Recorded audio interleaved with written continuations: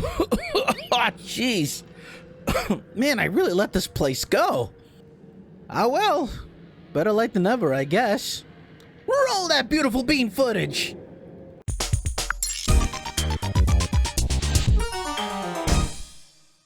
Well, slap me down, smother mayonnaise all over me, and call me Chuck. I'm back! Alright, now I know what you all may be wondering. What the hell happened to me? Why does he keep saying he's back and continuously vanishing for extended periods of time? Well, let me tell you something. A lot's happened to me since my last video. A lot. So, I had acquired a nightmare of a job that sucked away all of my free time, my soul, and any sense of creative inspiration that I may have had. A huge global event hit the world, which made things that much more difficult to navigate, and I mean, not to mention, you know, these things take forever and a half to get done, you know. These things, they take time. But lo and behold, I refuse to be one of those that completely give up. I just partly gave up for a little while. I disappeared and I went on a 3-year sabbatical. And wait, 3 years? Has it been 3 years? Cetus Lapidus! Okay, I guess I was away for a lot longer than I realized, huh? Anyway, while I can't promise this is going to be a regular thing again, or at least as regular as what it used to be, which wasn't really too regular to begin with, I can promise that if something strikes my fancy, may it be a game, a show, or hell, I don't know, the weather. The weather looks pretty nice outside. Where wildfires have been burning for several weeks. The haze has caused the air quality in several states to reach hazardous levels. You know what? Let's stick to games and shows, huh? Yeah, that feels like a safe bet. What could possibly go wrong there? So yes, anyway, Beat Cop. You know, the sad part about this is that I started writing the review for this game the 3 years ago that I mentioned earlier. I initially wrote a draft of this very script that I'm actually reading all the way back in 2020. And you know, it was back when it was still fresh in my mind. Like, I had just played it on my channel. It's up there right now if you wanted to take a look at it. I mean, can you believe it? 3 years later, and the game still resonates within me to this very day. Oh, that's a good thing, right? Right? Right? And before I get into the actual review, if you've seen the Let's Play I'm talking about of me playing this game, I know that I don't really seem overly put off by the game. I was holding out hope that I would like the direction the game was going. I did not. But hey, I'm the first to admit that I like things that are largely considered commercial flops or failures or terrible things in general, like the 1993 Super Mario Brothers movie, the Dudley Do-Right movie, the first Rocky and Bullwinkle movie, Tommy Tallarico's illustrious music career. But all that being said, that's not to say that I think that this is a bad game. Oh no, far from it. It's actually a pretty decent and creative game. Just the writing. Alright, like any good story, it's probably a good idea to start from the beginning, huh? So, Beat Cop puts you in the shoes of Detective Jack Kelly, who works for the New York City Police Department, to which I presume is taking place in the 80s. To be frank, as of writing the script, I couldn't be bothered to recheck about the date and stuff, because that's how much I didn't want to go back to the game. Don't worry, I'll get it right a little later in this video. It's just right now, at this point in time, I ain't checking. When we start the game, we're treated to a note from the developer, and here, I'll read it to you guys. I even read it in the Let's Play, but I'm gonna read it here, knowing what I know in this current context.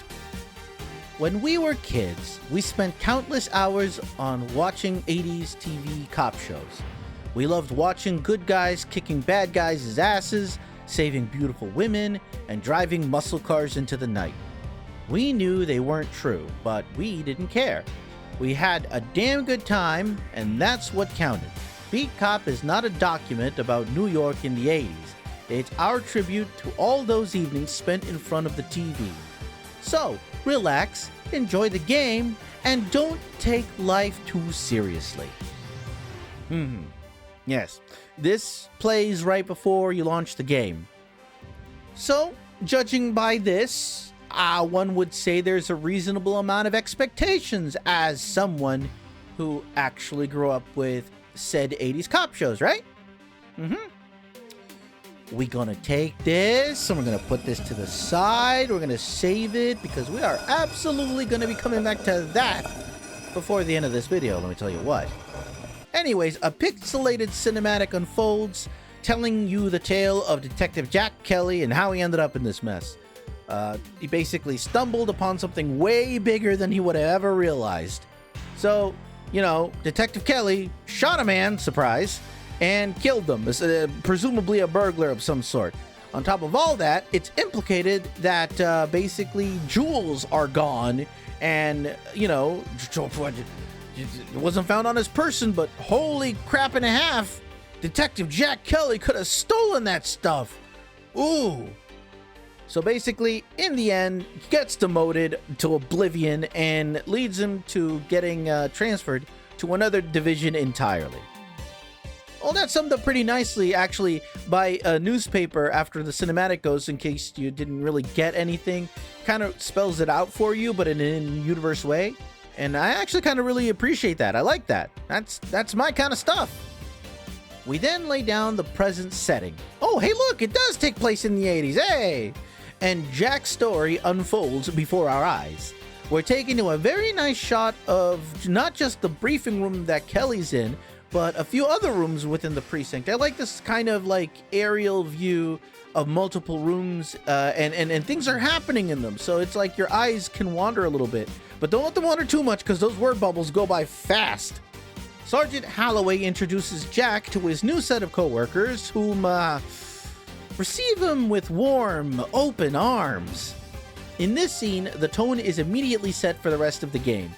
90% of the characters are jerks, and are even bigger jerks to Kelly because he is a disgraced detective. You're given a certain amount of tasks to do, in which Jack keeps written in a notebook, which is neat and I like that, in which you immediately get the idea of how long your list can grow by Holloway giving you about 8 tasks to do on your first day. Which, you know, isn't too much of a big deal because he actually makes a point of saying, don't do tickets or anything like that, just get a feel for the day. Which is probably the nicest thing that anyone has ever said or done for Jack. Don't get used to being treated nice in this game, and don't get used to characters being nice, period. We're in a cesspool of mean people, and it does not stop. Ah, Sergeant Holloway, he does care. You know, once you get through all that passive-aggressive beratement. Is he even allowed to do that? Can my boss do that? I used to have a boss in Johnny Rockets just to berate me all the time. I didn't know cops had to deal with that in the 80s too. Hey, solidarity. Sergeant Holloway informs us that we're going to be shadowing the cop that we're going to be taking over for. An officer by the name of... What? Seriously? So we're going to be taking over for an officer by the name of Fat Mike, who is going to be showing us around our first day. Well, I mean, I can't be too annoyed with the nickname like that. I mean, for the longest time, there was a crime drama called Jake and the Fat Man, starring William Conrad, along with Joe Penny and Alan Campbell. The show ran from 1987 to 1992. Oh, fun fact! Fun fact! In the 19th episode of the 4th season called It Never Entered My Mind, there's a character called Dr. Mark Sloan, played by the amazing and immortal Dick Van Dyke. The character inspired 3 TV movies and ultimately led to the popular series Diagnosis Murder. That show aired from 1993 all the way to 2002. Anyway, after the briefing, you have the option to interact with some of the other officers on your shift in the briefing room. It's nothing too in-depth, but I like it. It gives it a bit of a personal touch and helps you immerse you in the world. You then get dropped off on your soon-to-be block. After the driver acts like a complete jerk to you, because even nameless and unseen characters consider you a poor excuse for a human being, you're introduced to Fat Mike. Oh, he actually calls himself that. Well, I mean, it seems a little less mean that way, I suppose. So, right off the bat, Mike here doesn't care about Jack. In fact, he really doesn't even care about his job anymore. Though it's probably because it's revealed that today is his last day on the street. Huh! It's his last day on the street here? Whoa! What were the odds? What could possibly happen? Also, a little note. It's such a silly, stupid thing, but I appreciate that Mike keeps calling Jack Paulie for whatever reason since the minute he gets out of the patrol car. It's, you know, the whole getting him wrong because, you know, he doesn't really care. Silly, but, you know, I found it funny. Anyway, yeah, epic foreshadowing aside, I have to say that I love the interface overall. You know, the look of the game, it's... When you're looking down and trying to figure out what you're going to do next, it's sleek, it's easy to use, it encapsulates the vibe and the theme of this game. Everything on that bar has a functionality and it matches the theme to this world. So when you select one of these things, it feels like Kelly's reaching into his pocket and pulling it out. It's really good. I really like it. The backgrounds are teeming with personality and surprising detail. The mass of pedestrians that are walking back and forth, the cars that all have distinct personalities all on their own, going in, driving past, parking randomly. I like it. This feels neat and awesome. Anyway, your day with Mike begins, and you know, let's lean into cliches and have him say he's hungry and the first place he wants to go is to go get something to eat. Of course, yeah, I mean, it's stellar writing right there. Cannot get, just primo right there. Just, Martin Scorsese's coming in. He's saying, who wrote this? I want to make a movie right now. I also would like to take a note that one of the few people that are nice to Jack, I say nice, but I guess neglect to basically call him a dirtbag and hope that he dies, is the dispatcher. They have nice little exchanges periodically around the block and when they're interacting between missions, and I think that's kind of nice. There's got to be at least one person that doesn't hate your guts. Why would I play a game where everyone hates you? I'll just go online. On the way to the eatery, Mike advises Jack to check in with business owners every once in a while. But, you know, not to go crazy trying to do everything all in any given day, you know, because your to-do list can grow insanely long. Oh, you don't say, Mike. This can get increasingly problematic when things are on a timetable, and as you can see, on your not Casio digital watch, you actually have to keep an eye on the time in general as well, because, you know, your shift ends at some point, and, you know, maybe that's why you're getting the warning, which I can actually appreciate it. But yeah, it's that you're timed sometimes, and you have to get things done before the end of your shift before you leave for the day. And what tutorial would be complete without making sure that your protege knows that doing stuff that's not so much above the board is totally a thing you can do, because your salary is just chump change. You know, you can't retire on a cop's salary. You know, pick a little side hustle every now and then, you know. Totally. 80s cop show, yeah! Well, you know what? At least we're going into this head first, covering this right off the bat. It's better than a badly wrapped surprise, you know? I'm looking for the light in the end of the tunnel. I'm keeping positive where I can. We finally get to the pizzeria that Mike really wants to go to and meet the owner there too. Apparently about as subtle as an anvil about his ties and such. Then again, this is his own turf, so I suppose he really doesn't care. Not a lot of characters really care about anything or about anyone in this world.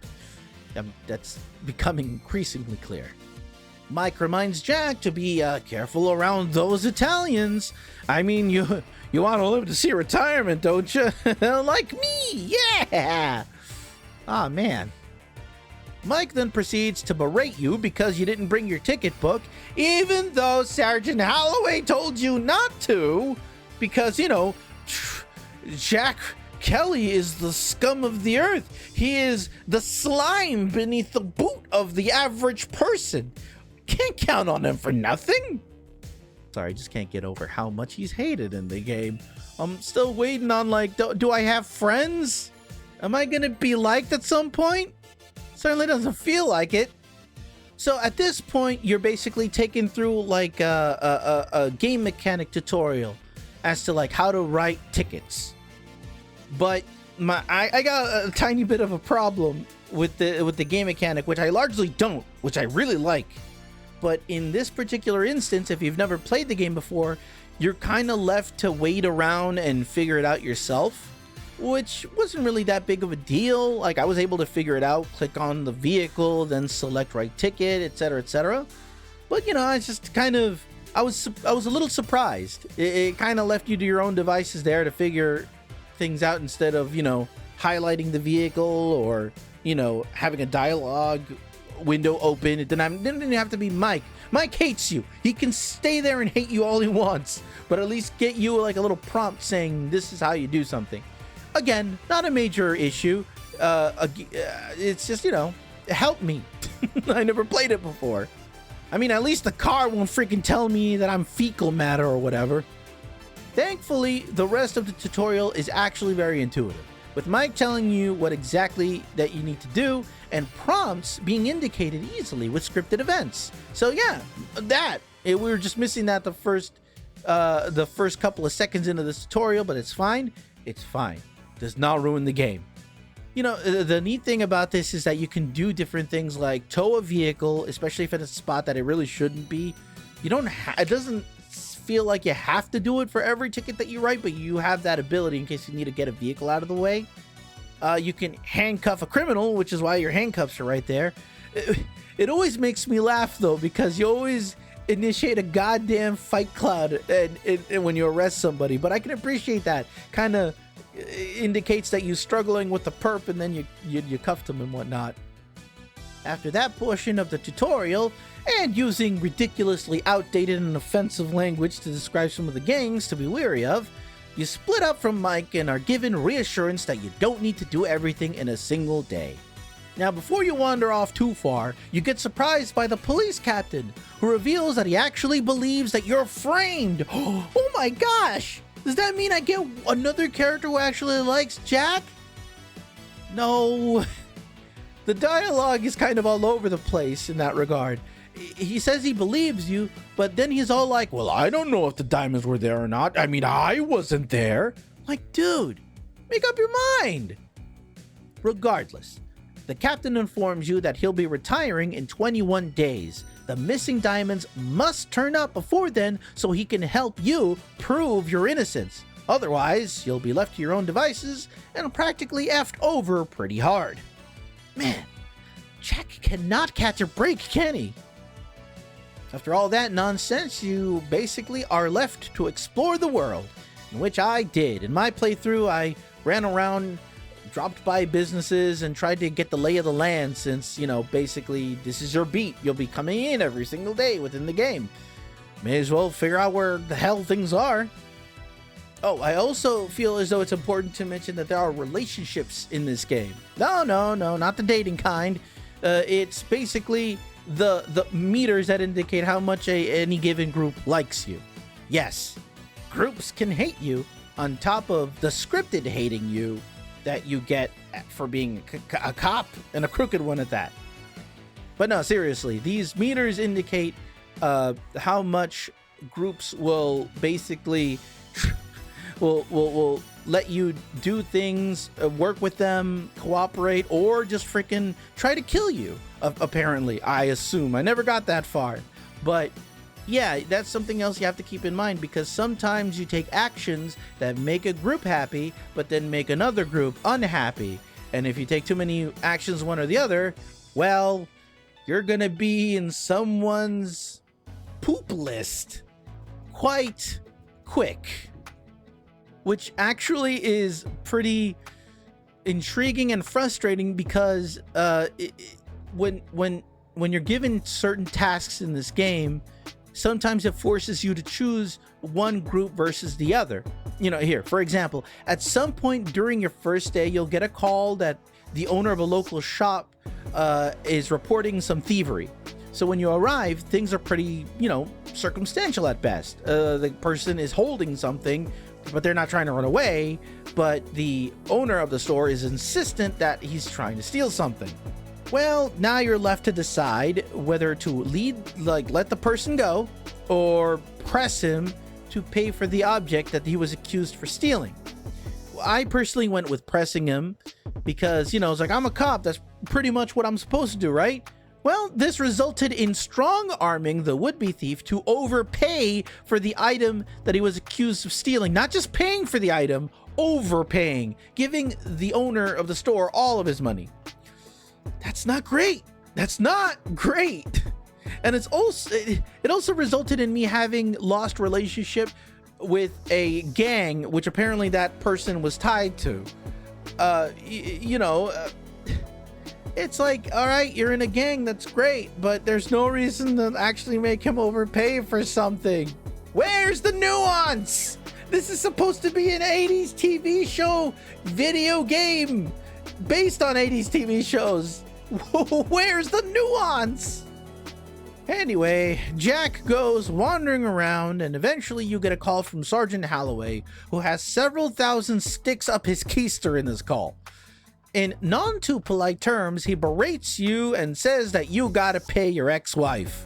What? I'm married? What a way to find out.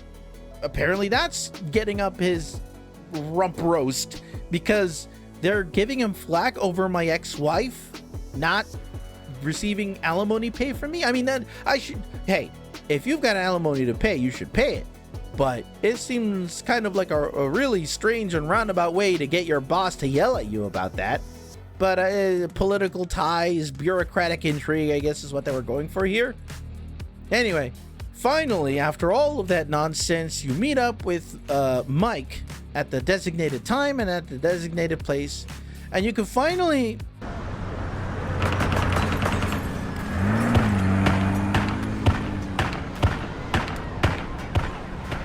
And there it is. I can't say I didn't see that coming completely, though.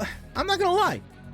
When I was initially playing this, I was kind of the tiniest bit surprised, because when you're at this point, it's the end of the day, and it's like, oh, okay, cool, we're about to go back to the precinct. Mike's gonna live to see another day. Little did I know. But yeah, it got me. Good job, game. You made me feel sad about Fat Mike getting mowed down. That's a legit point for you. After all that happens, you finally get taken to the recap screen that usually pops up at the end of your day. It basically shows you what you've done for the day, and sometimes it has Kelly's thoughts on the case that he's working on of proving his innocence, or interactions with that he had with other people within the neighborhood.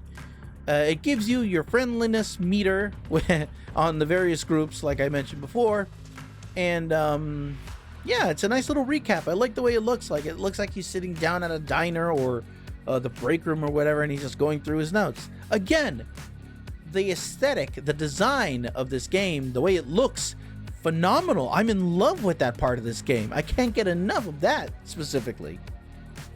A particular thing to note here, you've got 3 days to make the $300 for that alimony payment.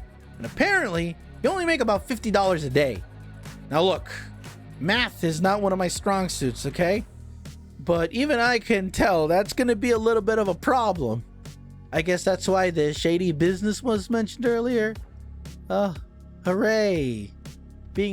I'm being strong-armed as a player to practice shady practices. Joy. The next day's briefing commences with a memorial to old Mike in the main lobby. Now, remember when I mentioned all the characters were jerks? In fact, I mentioned that a couple of times during this video at this point. Yeah, the chit-chat before the briefing in this particular day, day 2, consisted of an officer talking about how he got laid the night prior, and how another mentions having owed Mike $50, not knowing what to do now because he's dead. Of course, when someone suggests, hey, why don't you give that money to Mike's family? Because, of course he has family. Why wouldn't he? The deaded officer merely states that he'll think about it. And I just cannot get over how not one character here that we've encountered so far is likable in any stretch of the term, except for maybe the one female cop that has to take shit from all the other cops and the dispatcher that you never get to see. The shift starts, and just like most days, when you're on your own after the tutorial day, it starts off slow and easy. You get to go in, explore a little bit, and find out what's what. But of course, Murphy's Law is essentially part of the coding in this game, and suddenly you get a call about a brawl. No, wait, no, scratch that. A call about a body in the alleyway. Oh, yeah, interestingly enough, your first call gets interrupted by a second call, which of course leaves you in a bit of a dilemma. Do you forget the first call and go immediately to the second one, or do you take the time to check the first call before going to the second one?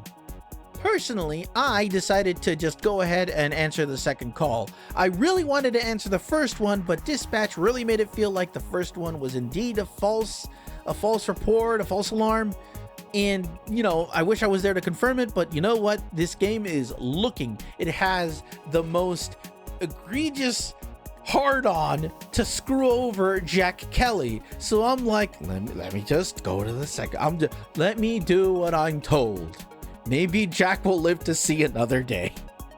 So you get to the body where it's your job to clear the crowd that's gathering around it. You know, the whole of move along, there's nothing to see here. That's cool. That's what cops do, usually. Well, they're supposed to anyway. And it's mostly just talking to them and making some choices in the dialogue in regards to how they interact with you. Oh, and one thing to note here, you either get extremely passive dialogue choices or, hello person, you're in my way, let me threaten to bullshit a charge on you to get what I want out of this exchange. Are you serious? Are you serious? That's one of my big complaints about the game, is that I can't, there's no in between. Again, there's no nuance in this game. It's just one or the other. I don't know, maybe I was spoiled by games that give you more than one choices, or I'm going to be going into this in detail by the end of this video. But man, I sure as heck remember that a lot of those 80s TV cop shows had a lot of nuance that didn't really restrict you from one thing or the other. Sometimes you got to do something a little bit in between. Or maybe I'm remembering it wrong. Maybe I'm just old now and I getting lost in the sauce of my tapioca. After all is said and done, the coroner comes in, they take away the body. You also get introduced to a part of the game mechanic, whereas if you answer big calls, certain time passes. In this case for us, it's been an hour. Good, everything is done. Well, not quite, because Jack gets approached by one of his old detective colleagues just so that he can berate them and strongly insinuate that Jack took something and he should really give it back after answering that call, because, you know, it was the senator's house that the burglar got shot in and whatnot. This leads to another meeting with yet another old detective buddy, but however, this one is more keen on helping you. Now here... The exchange between the two was kind of really annoying for me, as like the detective, the only friendly detective, this makes it maybe 2.5 people that are nice to you in this game. He is offering to help you, albeit not very clear on his motives, and Jack is just extremely and extraordinarily dismissive. You mean to tell me that Jack is going to be all talking and forward with the one that's basically accusing you of stealing things on top of shooting a man dead, and the one that's genuinely trying to help you, you're just basically deflecting his help with one-liners? Jack, I know you're jaded as all hell, but come on, man. I think you're one-lining the wrong person. Talk to him. Anyway, despite the fact that you're basically one-lining him to death over here, he offers to meet up with you later to compare notes. Presumably, Jack is on board. We're just, I don't know. I never got far enough to know whether or not he was on board. You then end up meeting the pizzeria owner, who once again offers to give you some vague, not so legal sounding advice. Hey, look, I don't know if it's just me, but I'm starting to detect a pattern here. A little bit of dialogue, and you find out from the Italians that the whole Mike murder is supposedly because of the Crew Gang, which prompts Jack to make his way over to the pawn shop, where the assumption is made that the pawn shop owner has something to do with the Crew Gang, and Jack decides to give a dire warning, which isn't taken very well, but, you know, like, last but not least, you have the option to save a cat. Yeah, that's right. I pull a Superman and run around looking for a poor little girl's cat. Apparently it was just sleeping in the vicinity of the mafia-owned pizza parlor, so it was a pretty easy find. I'm sorry, allegedly. Alleged mafia-owned pizza parlor. However, Jack manages to make even a good deed be riddled with awfulness, as he first tricks the little girl into thinking that he returned with bad news, making her cry. Seriously? Couldn't you just, deliver the news like a normal, non-jaded person? Jack, No. No, you know what? No. I'm done. I'm done. Finished. I'm done.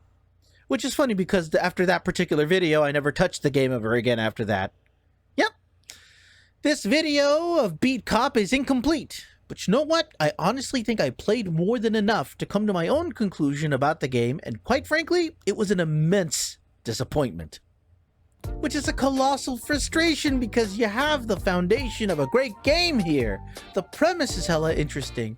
You're a cop who was demoted into oblivion, and you're looking to clear your name, all while higher powers are trying to continuously pin things on you. And it's an interesting hook. That's what got me to the game to begin with. But holy crap on a stick, the writing is just... I just couldn't enjoy it. Everyone except maybe 3 characters are horrible people, and that's including the main character. The main character is a douche nozzle. Aren't I supposed to feel sympathy for him or something? It's the character I'm controlling. I think the main reason I feel I was let down so hard is going all the way back to the opening message from the developer. They wrote all about how 80s TV cop shows were an inspiration to them, and me, having really loved cop shows from an early age, had the set expectation that, oh, that's what I'm gonna run into here. But I feel what we got was something else. Something else not having to do with 80s TV cop shows. The developer's message in the beginning there states that this isn't a document about New York in the 80s, how it's a tribute to all those evenings in front of the TV. But hey, my dude, what shows were you watching? A majority of shows dealt with serious topics and sometimes had scripts that were a little edgy, sure, but nothing like we saw in this game. How do I know? Barnaby Jones, 21 Jump Street, Heart to Heart, Chips, Quincy M.E., T.J. Hooker, the aforementioned Jake and the Fat Man, Wise Guy, Knight Rider, Riptide, Matlock, Murder, She Wrote, Magnum P.I., Columbo, O'Hara, Crime Story, Barney Miller, Hill Street Blues, Dragnet, and the televised series based on the movie of the same name, In the Heat of the Night, just to name a few. Those are just some of the shows that I watched as reruns as a kid that either premiered or were live on TV in the 80s in some way, shape, or form. And maybe with the exception of the In the Heat of the Night, Beat Cop doesn't strike me as the same vibe as any of the other shows. Fun fact! Did you know that Kevin Conroy, the Kevin Conroy, was in the early seasons of Ohana, acting alongside Pat Morita? I'm sorry if I mispronounced it. It didn't even click in my head. It's been so long. I just happened to rediscover it when I was like watching the intro to like the first season. And I'm like, oh, that's who he was. That man was handsome. Okay, so that's not to say that some of those shows didn't deal with deeply rooted and troubling issues. But it was all about the way they went about it. There was a charm, a sensibility, some class. All with the writing and the characters. Yeah, sure, you had a jerk in there, maybe even more. But There are plenty of characters and situations to like in these these scenes, the episodes. There are good characters in these shows. Good characters exist, even in a world filled with bungholes. I mean, how would you feel if our endearing Lieutenant Columbo was all like, "Oh, excuse me, sir. I noticed you were looking at those condoms. A little too long, if you ask me. Why don't you empty your pockets and offer that as payment, huh?" That would be jarring, wouldn't it? Ultimately, that's what kills me about this game. The developer goes out of their way to mention that this specific era and genre are inspiration. But when I fire this up, all I see is NYPD Blue, cranked up to 11 and just set in the 80s. If I had to equate this to anything, and I can't believe I'm doing this, but it's true, I would equate this to the new animated Velma series. A show that I actually like the designs to, the art style. It's so awesome! But I quickly found the characters insufferable and just consistently mean-spirited with no end in sight, episode after episode. And to me, it feels like such a waste of potential. The foundation for something fun, engaging, and meaningful is there. You can see it with your eyes. But it takes a backseat to terrible, spiteful, and more often than not, lazy writing. Beat Cop has the capability of being so much more than the sum of its parts. Not everyone has to be a practical poo stain in their personality. You don't have to use certain outdated terminology just because it's set in the 80s. And you gotta have more choices than "don't care" or "psycho cop" if you want to be anything remotely nuanced. And why? Because that's the bulk of what was on TV during that time. Nuanced TV cop dramas that offered layered stories that were dramatic, engaging, and yeah, even sometimes heartwarming. If Barney Miller can talk a guy down with a gun pointed straight at him, the absolute least I can expect is to not have the character that I control make a small girl cry just for shits and giggles.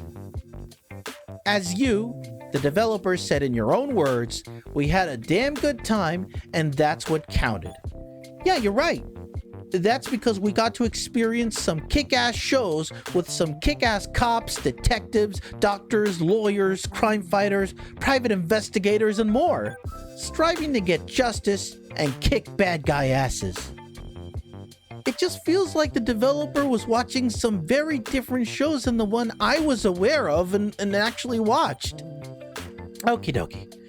I feel as though this is winding to a close, so I'm gonna level with all of you and say that I was hesitant about making this video. I tried going the overcritical route before with an old review about an even older movie. The comments were, well, let's just say a few of them were unkind, and it got to me. I mean, this was 6 years ago, and I still get sad about it. But when I look at the final product, I realize I was straight up talking out of my ass. For the lack of a better term, the whole shtick for the video was me trying to be negative for the sake of being negative. I was going for a tone that was foreign to my usual sensibilities. Throw in that it was pretty much my very first review, and, well, it was gonna be rough no matter what. You can have problems with something, but you also gotta acknowledge any good points that, it may have. It's all about nuance, which, incidentally, is what I feel Beat Cop lacks. But I also don't think that it makes it a completely terrible game. Look, Beat Cop is a decent game for what it is, with unique game mechanics that I actually found pretty fun, and it's got an interesting story. I just personally wasn't a fan of the dialogue and overall execution of the narrative. For what was said in that developer message at the very beginning, to me, it does not in fact feel like a good 80s cop show tribute. Though, I really, really wish it was. If you find yourself wanting something more along the lines of the shows that I mentioned, might I recommend Thimbleweed Park, Darkside Detective 1 and 2, and maybe even Gunpoint. Oh, right, and while I'm at it, if you're looking for some decent detective/mystery solving games in general, I'd strongly recommend Disco Elysium, L.A. Noire, and Murdered Soul Suspect. Anyway, God, man. That was 3 years of build-up. All right. I ranted and raved enough. If you made it to this point, thank you. Seriously, thank you for sticking with me. To be honest, I'm not sure what sort of timetable I'm gonna have at this point. I mean, I don't know. I can make I'm starting to feel creative again, and I'm gonna make these as inspiration hits me about something that I'm particularly passionate about. Otherwise, I don't want to, deliver half-baked content for you guys. Who wants to watch that? I want to work on things that I enjoy, that I know a thing or two about. I don't want to just, deliver a half-cooked deep dish pizza. Those things are doughy. So anyway, if you enjoyed this, like the video, subscribe to the channel, drop the comment below. Let me know if you want me to cover anything. I mean, I know that if I see engagement on the video, it's going to inspire me to make another one. It makes me feel like people are watching it. And man, one of the things I find really amusing and what really brought me back was the fact that a lot of my videos have a surprising amount of longevity, even though quite a number of them are just funny little comments commenting about a certain role that I had a long time ago, voicing a certain character from Team Fortress 2. But hey, I'm not going to look a gift horse in the mouth. It's down to the bone! Anyways, that's enough from me. As always, remember, stay safe and keep on gaming, but also... Hey, let's be careful out there.